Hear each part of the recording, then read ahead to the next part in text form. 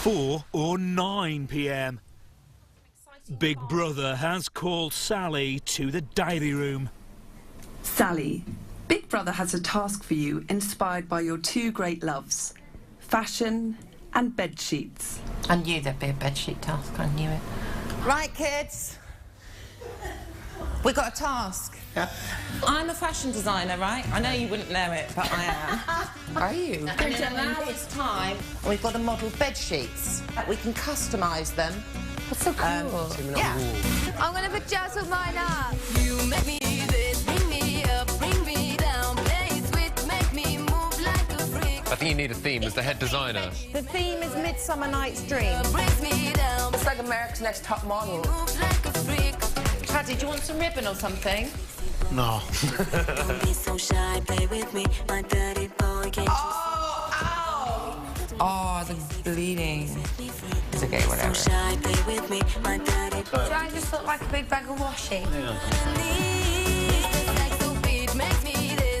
You almost look like a bride. Doesn't she look gorgeous? Now it's your time. Welcome to the Big Brother 2011 fashion collection. Made out of bed sheets and inspired by A Midsummer Night's Dream. I decided on Midsummer Night's Dream after I'd rejected the idea of having Storm in a bedsheet. And we're going to kick off the show with Bobby. Now, Bobby's outfit is inspired by the Red Indians. He was wearing a short bedsheet, which he'd beautifully customised to fit his body, and he was wearing a nice ribbon and a feather in his hair. Any woman's dream on a midsummer night. Yeah! Carrie's look today is very retro, 1980s, channeling Cyndi Lauper and Madonna. And she had a couple of strategically positioned and slightly suggestive flowers on her bottom. Paddy's look today is inspired by his woman.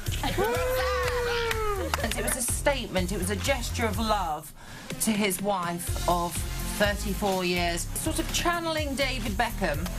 Now we have our sweet, virginal Amy. Here is our bride.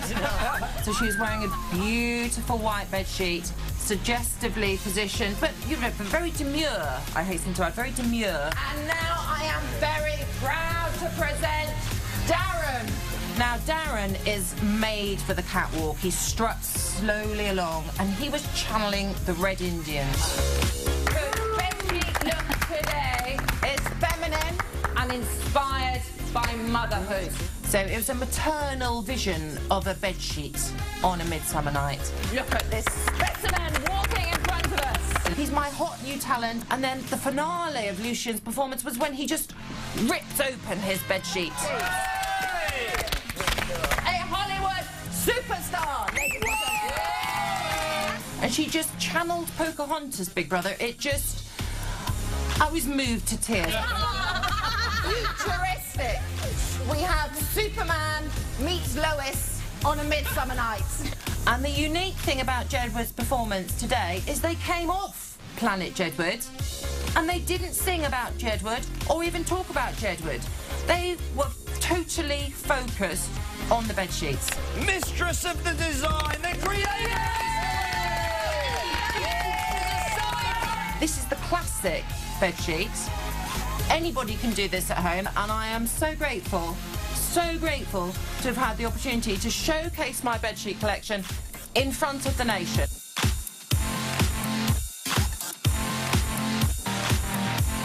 I very much hope that my husband, who I love very much, will be proud of his fashion designer wife. 7:54 p.m. Amy briefs Paddy on female fashion. I was on a photo shoot the other day. Everyone was there. I was on a photo shoot. Everyone was there, and I had a camel toe. And my friend said to me, my stylist went, "You've got a camel toe." So I went like that, and it was all fine.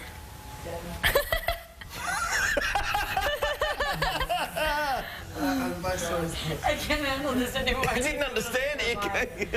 Please. What? Say that again, what? You know when you got camel toe, it's like Honest to God, I never tell him. clothing in between your knee. Why don't you just run next pair of panties out there and then the panties are... But sometimes you can't help it though, Pad, because sometimes you can't help it. Sometimes you can't help it. I'm battled. No matter what it is.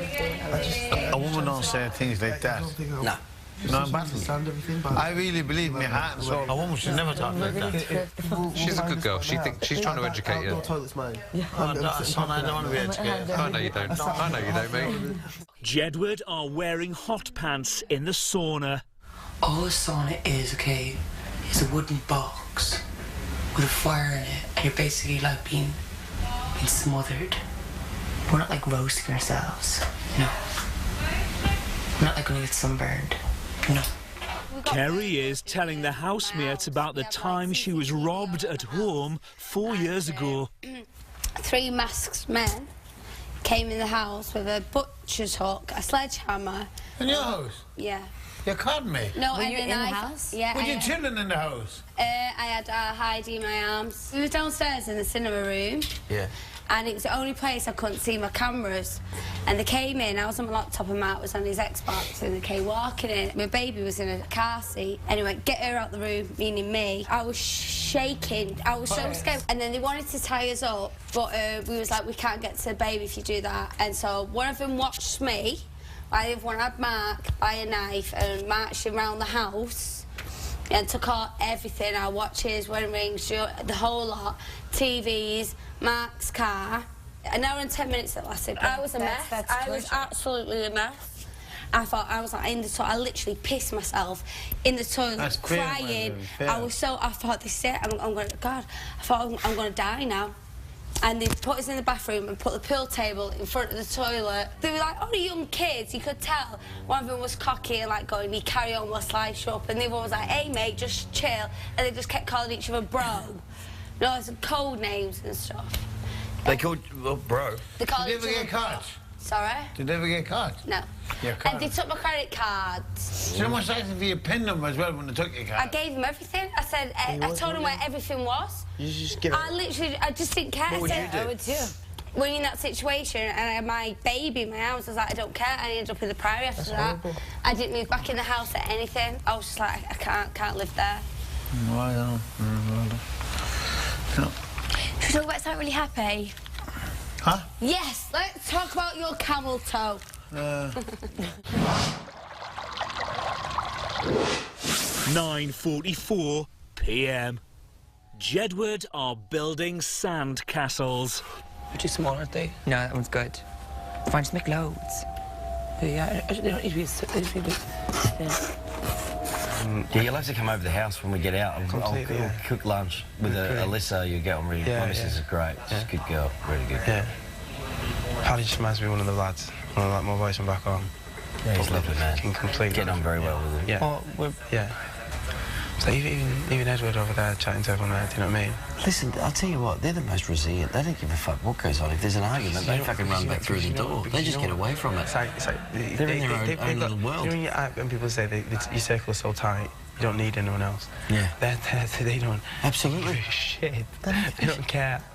They've been great entertainment for me. I've really, actually, I thought they were complete fucking Looney Tunes when I first walked in. But, well, they're not normal, but none of us are, I suppose. You get on well with Tara? I feel like I do. Do you know what it is, right? I think I've got a lot of respect for what she's done and what she's about. But then she's got her own issues. Yeah, problems, issues, whatever. Yeah, definitely. I think everyone else obviously does. Past, present, whatever. Yeah. But it's kind of like, but then the cracks are going to start to show with everyone. Already, yeah. Yeah, exactly. Because the biggest worry is people. Yeah. As the longer it goes on, people may turn. You know. Completely. I don't know. I hope not. I know people aren't this nice. I know. Do you know what I mean? I'll be interested to see who goes.